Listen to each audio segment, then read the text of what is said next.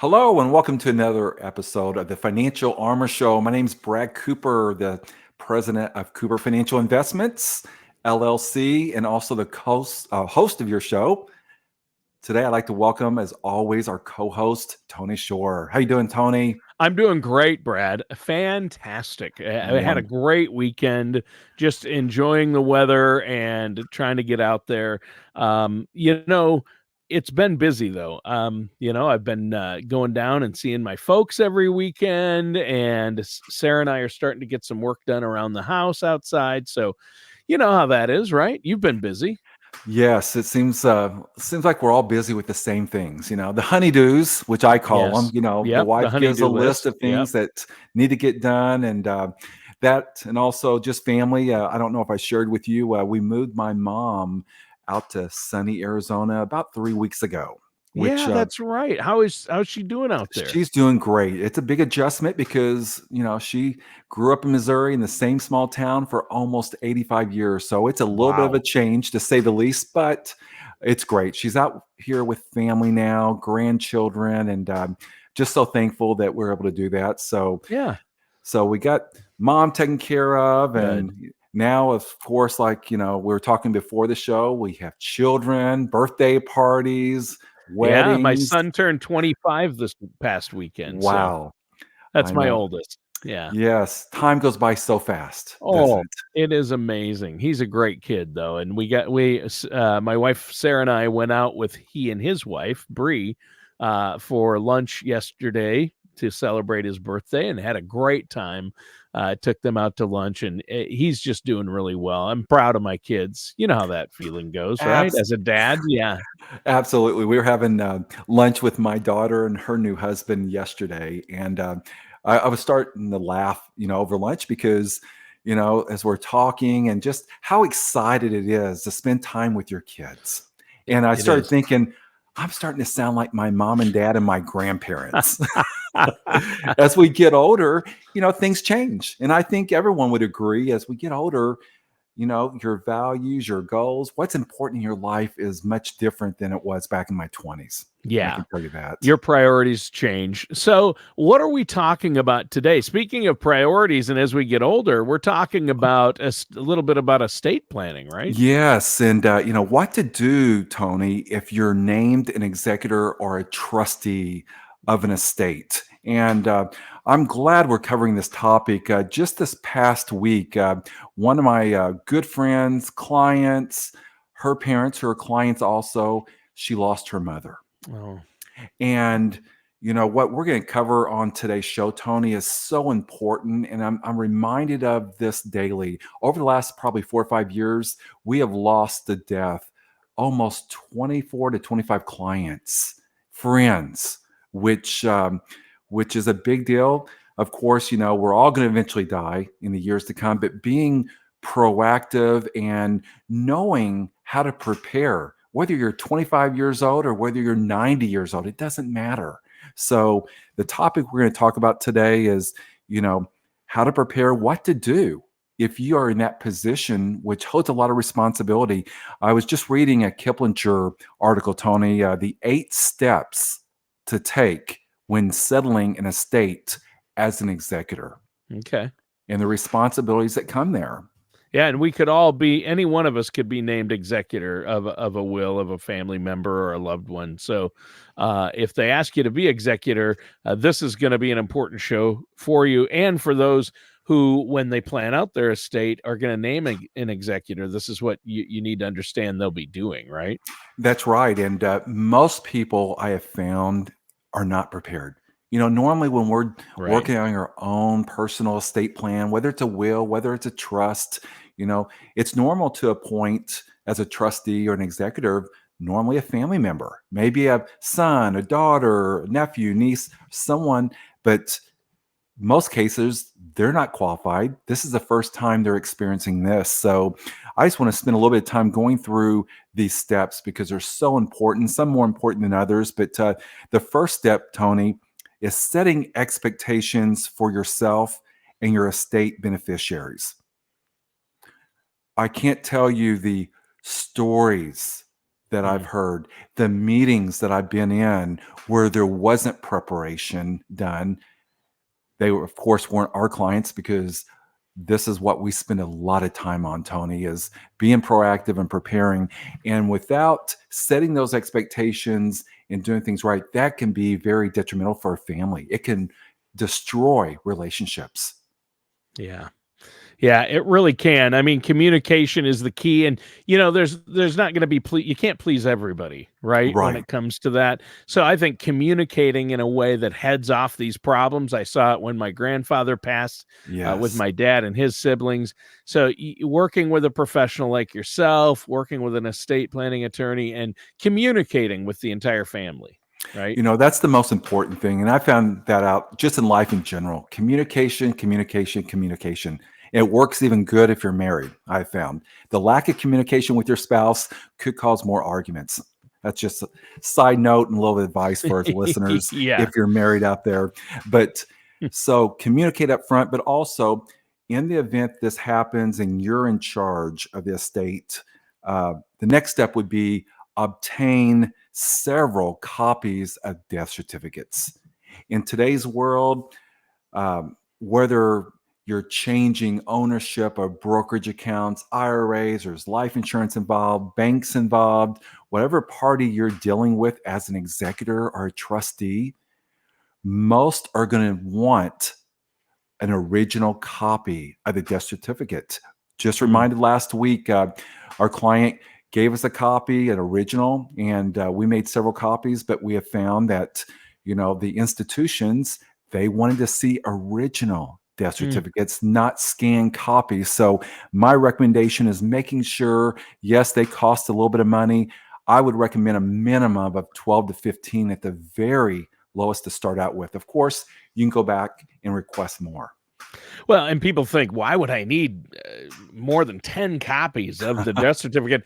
Trust me on this one. We went through this with my grandfather when I helped my dad after he passed.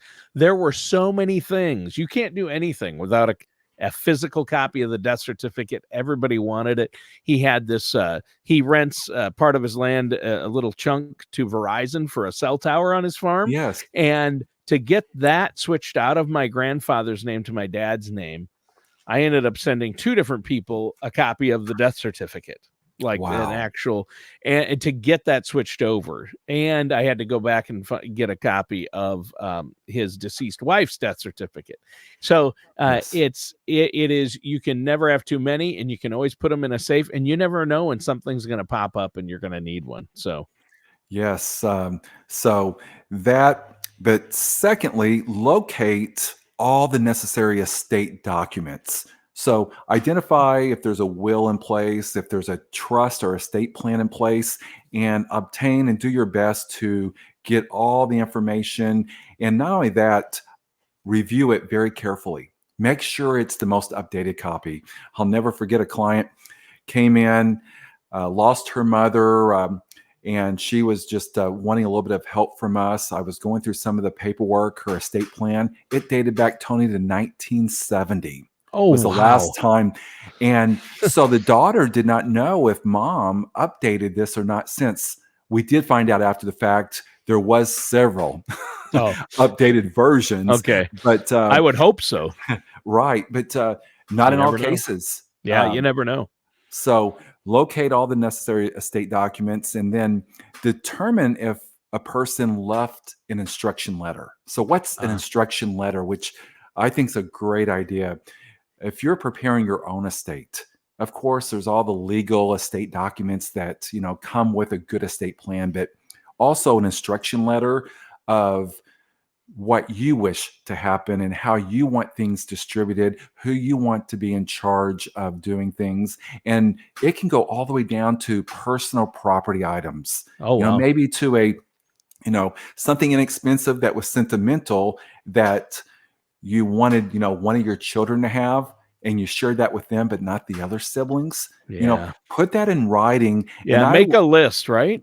yeah, and I would take it to the next level because I've seen this happen, and arguments still happen over it. Once you put that together, get that notarized. Very simple to do.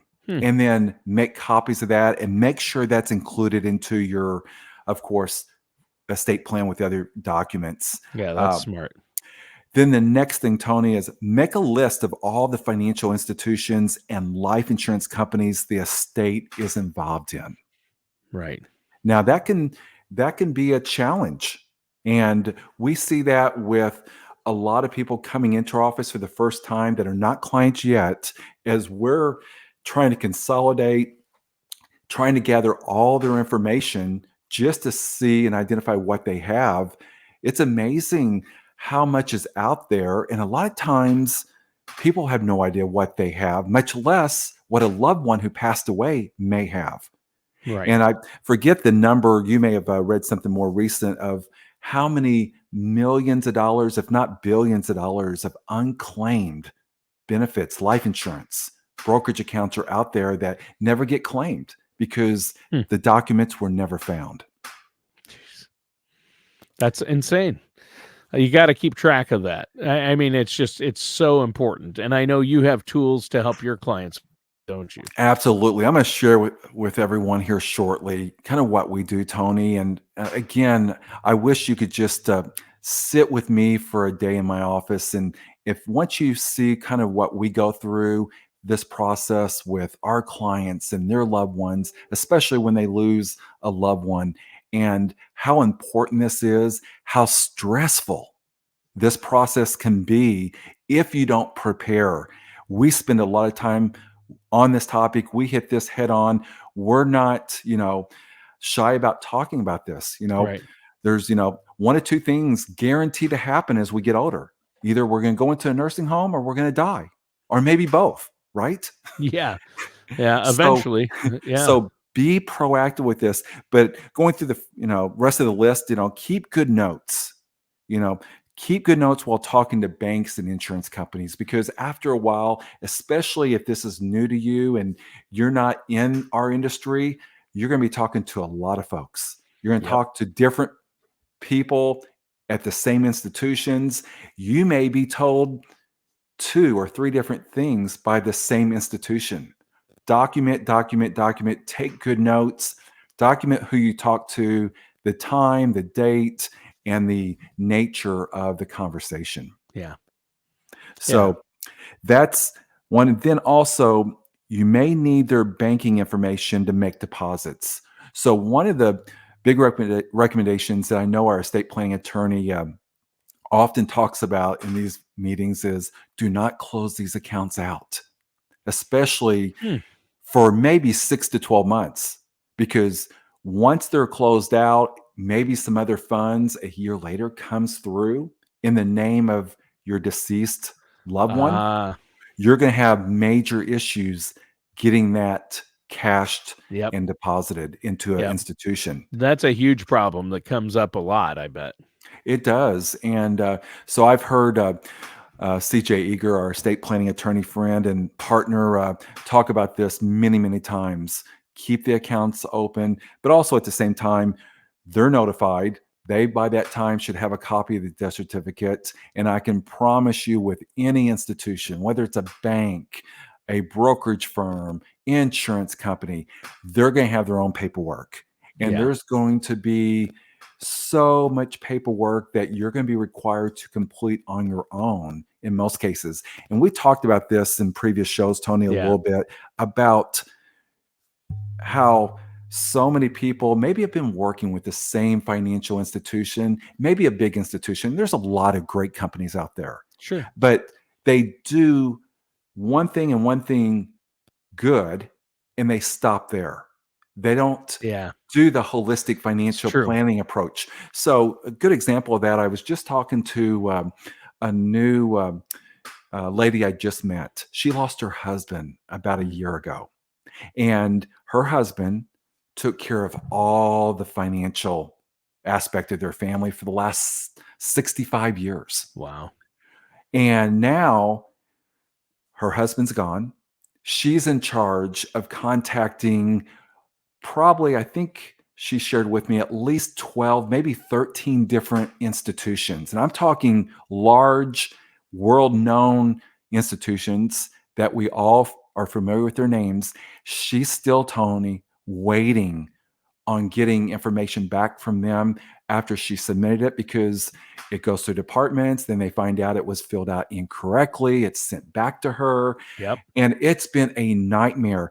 I can't even imagine, it's one thing to lose a loved one, but then the stress Yeah. of going through this process Which is is why if you devastating. work with a financial advisor who knows about your accounts, has all the information, when that person passes, his family can just come to you and say, "Hey, you know, where's this information?" As long as they share it with you or, worked with you closely, right? Absolutely. And I'm going to share with that, with all of our listeners, Tony, that we have probably one of the best technology platforms, which is free for our clients. It's called our Generational Vault. Yeah. And one of the many things that we do through our 5-step process when we first meet a person until they become a client is we're having these conversations.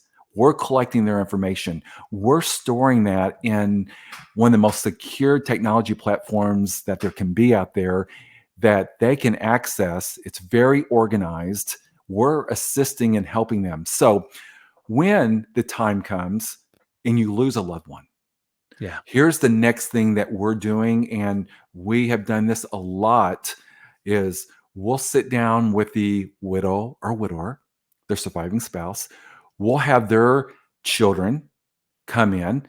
We'll bring our estate planning attorney in. A lot of cases, we'll bring our CPA in as well. Hmm. And we'll spend 2 or 3 hours during Wow. that visit. And that's a free complimentary service that comes not only from Cooper Financial, but from our partners as well. And we're holding the hands of our clients and helping them get through this difficult process, as far as helping them get the paperwork, helping Yeah. them complete the paperwork. It's the right thing to do. And we've done this probably, like I said, over the last several years, at least 24, 25 times. And with other friends and family members, probably closer to 50 times. And getting things in order, because if you don't do it properly, there could be some major consequences to that. Yeah, it's all about communication, and you've helped facilitate that.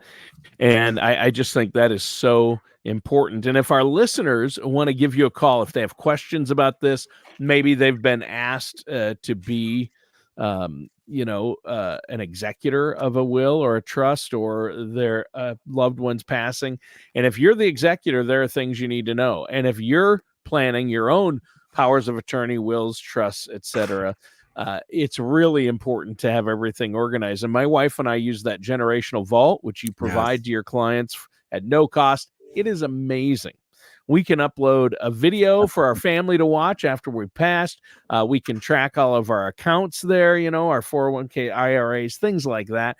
And we can scan all our important documents. So at least they have scans of all the documents and know where to access it. So I can't say that enough. How can our listeners get that and get a consultation with you?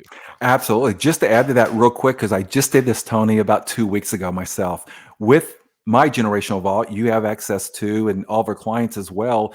You can share limited or full access with your beneficiaries, with your children. Yep. And that's another thing we're encouraging through the process, through our reviews. Let's get your children in here.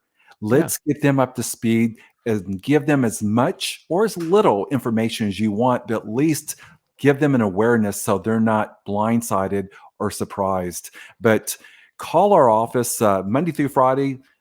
We'll pick up the phones. You can call us at 888-390-5277. Again, that's 888-390-5277. That's toll free.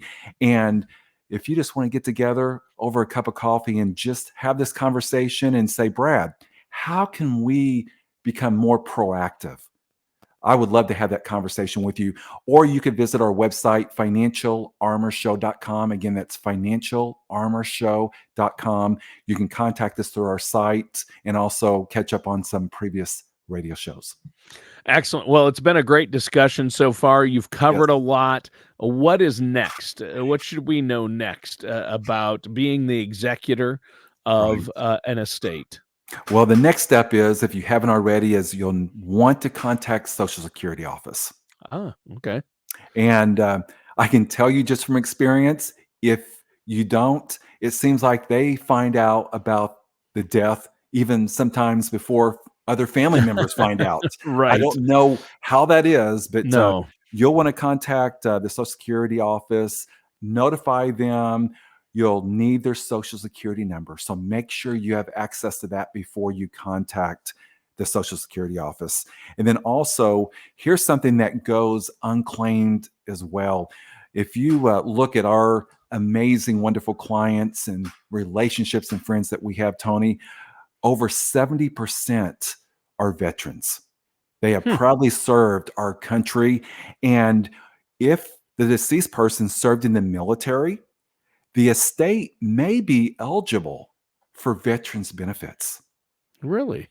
And that's something Hmm. that most don't know. So Yeah, or don't think of. that, That's something that might be out there, and you don't want to miss that. That's for sure.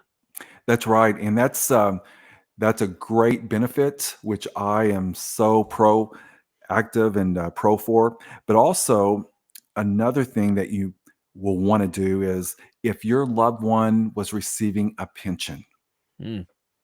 all right, depending on how that was set up at the beginning, there could be joint survivorship benefits that come to the spouse and continue to pay for the rest of the spouse's lifetime. So, I read a study, Tony, several years ago that said over 75% of widows or widowers end up in poverty. And the number one reason for that is pensions were set up improperly with sole survivorship. So that means when the husband, in this example, he dies, the pension stops and Oh, the widower does not receive any benefits. But if it's set up joint survivorship, that means there's benefits that the surviving spouse can continue to take for the rest of her life. yeah. There's so many ins and outs to Social Security, and you don't want to mess that up. So it's good to talk to somebody who knows about Social Security. I know that you've helped so many people with that as well, Brad. But Social Security is a big one, and especially if there's a spouse involved. Absolutely. Another thing too, with the delay and the U.S. Postal Service of, maybe making that change of address, uh, check, the mailing address for at Yes. least 3 to 6 months, in my opinion, because there's still going to be correspondence mailed to that address on file, even if you do an address change. I Yeah. know my mom, like I shared earlier, moved out to Arizona 3 weeks ago. She did an address change before she moved out here. And thank God for her amazing neighbor, Sue. She's going next door and faithfully just seeing the mail that's still dropped in her mailbox and sending it to her. So, Wow. um, definitely want to do that. Also, Tony, you'll want to notify creditors and credit card companies that the person has deceased and see if there's outstanding balances on their credit cards. And here's some advice I would give you is, before you start paying all these debts of the deceased loved one, consult an attorney, because there is laws of, depending on whose name it's in, who's responsible. I've seen a lot of widows and widowers in a poverty position went ahead and paid bills that they legally weren't required to. Wow. And they found out after the fact, but that put them in a poverty position for the rest of their life. So That's so sad. consult an attorney, consult us, and we'll go through our attorney to get those answers for you. And another big thing, Tony, as we're only have what, like 2 or 3 more minutes to the show, which time Sure. flies, is passwords. That's a big thing today. Is every website requires passwords, usernames. It's true. Facebook, if you're on Facebook, the list goes on. One thing I would encourage you to be proactive in, which we're doing, is have those written down. All Mm. the websites for husband and wife if you're married, and have the sites, the usernames, the passwords, and then every 60 days, 90 days, maybe you're forced to change those, update that list. And I know just by talking to our estate planning attorney here about a year ago about this, there's a lot of companies now that if you're trying to access a deceased husband or deceased spouse's accounts and you don't have their contact information, their username and password, you may have a challenge accessing that data. But now our estate planning attorney and all the estate plans and the trusts we're doing, there's paragraphs in there outlining that the beneficiary, the spouse, is entitled and has permission to access their accounts. That's important because it can be a real problem. Accessing accounts is a big problem people have after loved ones pass.